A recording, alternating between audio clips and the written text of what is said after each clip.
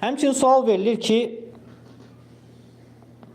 Allaha səni sevirəm,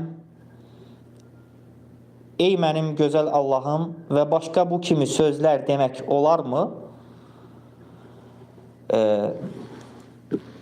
Olar, eyib etməz.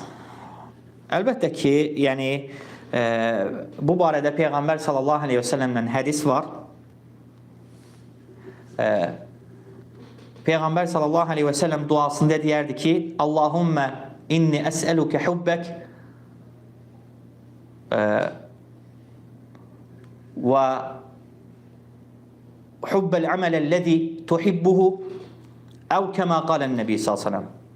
Deməli, hədisin ləfsində gəlir ki, Peyğəmbər sallallahu aleyhi və səlləm deyir ki, Allahım səndən sənin sevgini və sənin sevdiyin əməli olan sevgini istəyirəm.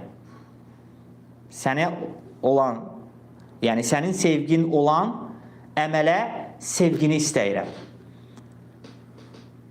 Və həmçinin yenə Peyğəmbər sallallahu aleyhi ve sellem başqa hədisdə buyurur ki, İnnallaha cemilun yuhibbul cəməl. Həqiqətən Allah Taala gözəldir və gözəl olanı da sevir.